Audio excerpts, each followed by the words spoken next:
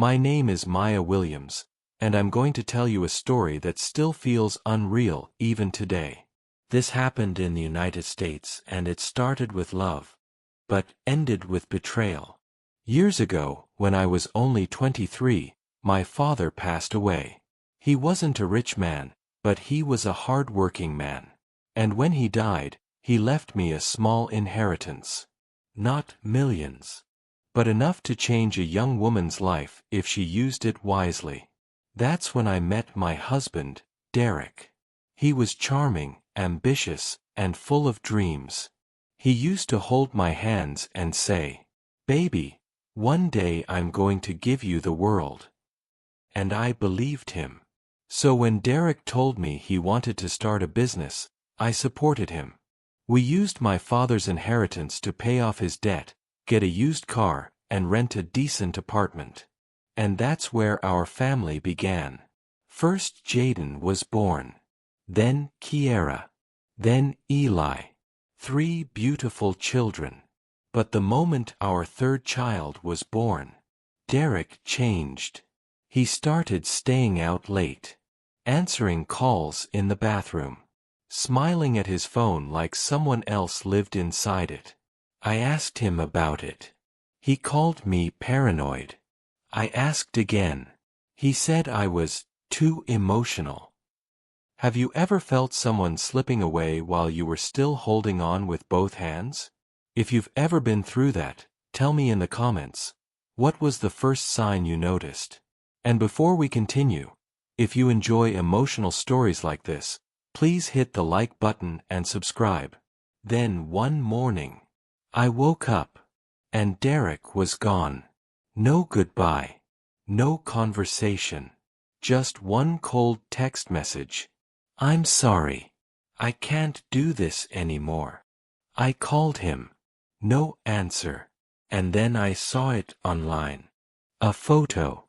Derek in a suit, smiling beside a woman I had never seen before. She was beautiful. The kind of woman you'd see in a magazine. The caption read, "Congratulations to the new couple." He didn't just leave. He eloped with another woman. And in one day, my whole world collapsed. But what I found out next was even worse. I didn't want to believe it. But when I logged into our shared account, the balance was almost zero. Everything I had left from my father. The money meant for emergencies. The money meant for our children. Gone. I sat on the kitchen floor holding my phone like it weighed 100 pounds. My oldest, Jaden, walked in. He was only 14, but his eyes looked older than mine. "Mom," he asked, "what happened?" I wanted to lie, but I couldn't. "Your dad left," I whispered. Kiera froze in the doorway. Eli blinked slowly. "Is Daddy coming back?" And I couldn't answer, because the truth was too cruel. That day, I called Derek again and again until my throat hurt. He finally answered. His voice was calm, like he hadn't shattered 4 lives. "Maya." I swallowed hard. "Why did you take the money?" He paused, then said, "I needed it." "For what?" I asked. And Derek said the sentence that broke something inside me forever. "For a fresh start." A fresh start. With another woman. With the money my dead father left for his grandchildren. I whispered, "You stole from your children." Derek sighed like I was a problem. "You'll figure it out. You're strong." Then he added, "She understands me. She's refined. She's not like this. Like this. Like a tired mother. Like a woman who gave him everything." Tell me in the comments, do you believe karma is real? Because at that moment, I didn't know if life ever punished people like him.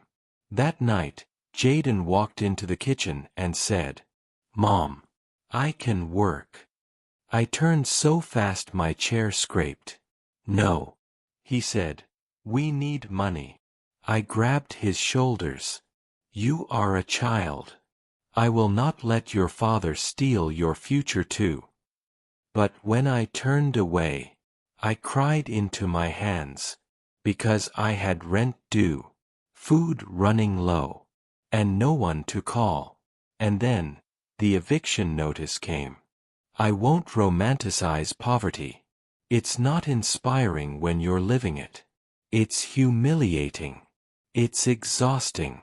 It's waking up every day with a knot in your stomach. I got a job at a hospital laundry department. Hot machines.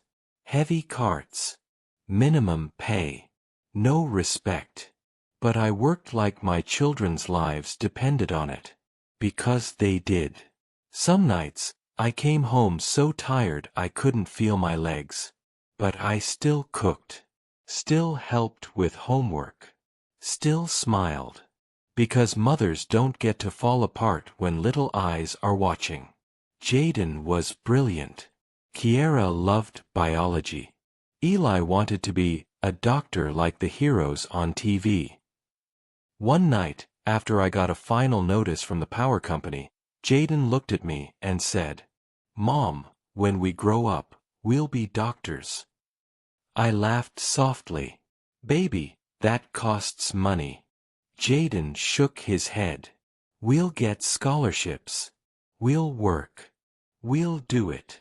Kiara nodded. "We'll be doctors and we'll buy you a house." Eli smiled. "And I'll buy you a big car."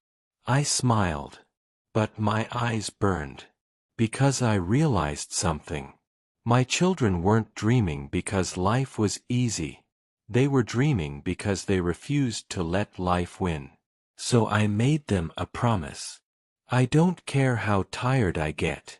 I don't care how hard it is. I will raise you with discipline, faith, and education.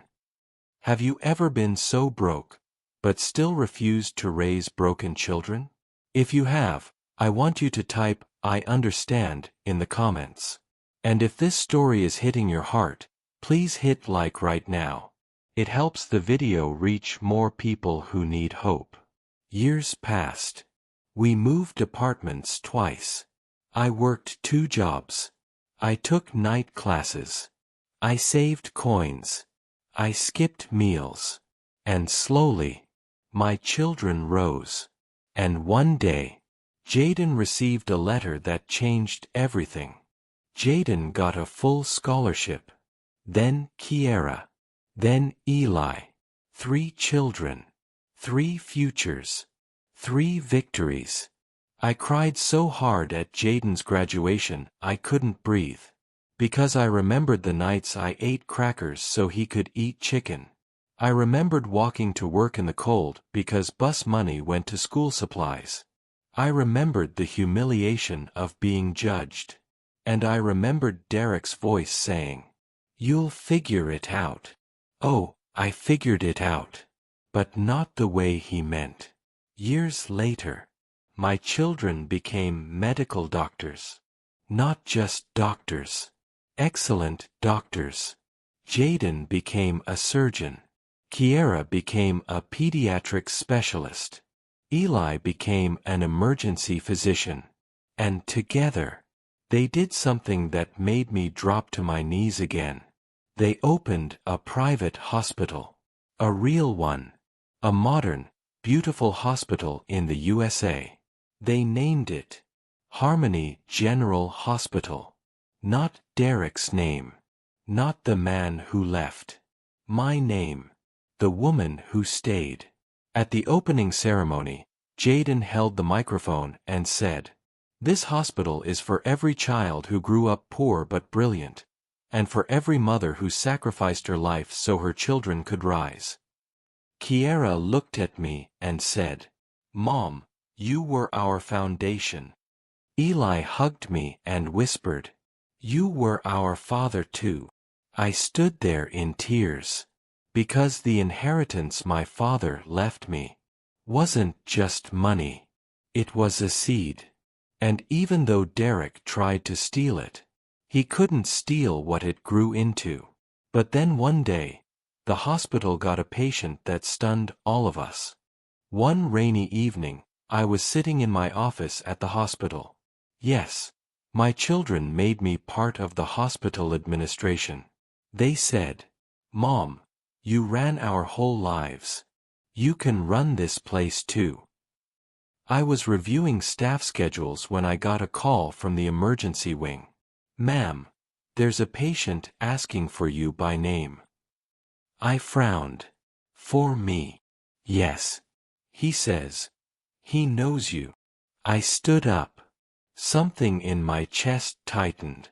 And when I stepped into the hallway, I saw a stretcher rolling in. Heart monitor beeping. 4 drip hanging. A man on oxygen. And even before I reached him, I recognized his face. Older, grayer, weaker, but still him. My ex-husband, the man who left me for a beautiful woman, was now being admitted into the hospital my children owned. My hands went cold. I didn't hate him anymore.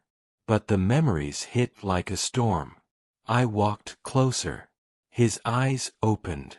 And when he saw me, tears spilled out immediately. "Maya." His voice cracked. I didn't know where else to go. I stared at him. And for a moment, I wanted to ask 1,000 questions. But I only asked one. "Where is she?" His face twisted in shame. "She left me." He swallowed hard. "She took everything. My savings. My house. My pride." And I felt something strange. Not joy. Not satisfaction. Just silence. Because karma doesn't scream. It just arrives. Have you ever watched life humble someone who thought they were untouchable? Please let's have your comment in the comment section. Do you believe in karma, or do you think people get away with everything? Then my oldest son Jaden walked into the hallway. He looked at the stretcher, then at me, then back at the man. And he asked, "Who is that?" I didn't answer, because the truth was too heavy. But my ex-husband whispered it himself. "I'm your father." Jaden's face didn't change, but his eyes looked like they were seeing a stranger. The next morning, all 3 of my children stood outside his hospital room. Jaden, Kiara, Eli. 3 doctors, 3 miracles. And the man who abandoned them, laying inside like a broken shadow. I stood behind them quietly. Kiara turned to me and whispered, "Mom, do you want us to treat him?" That question hit me in the chest. Because I knew what she meant. Not medically. Emotionally. Do we give him kindness when he gave us cruelty? If you were in our position, what would you do? Please comment. Would you forgive a parent who abandoned you? Jaden stared at the door. Then he said something I will never forget. "We treat him." Kiara blinked. Eli looked confused. Jaden continued. "Not because he deserves us, but because we deserve to be better than him." They walked in. My ex-husband began crying immediately. He reached out his trembling hand. Jaden didn't take it. But he didn't step away either. He spoke calmly.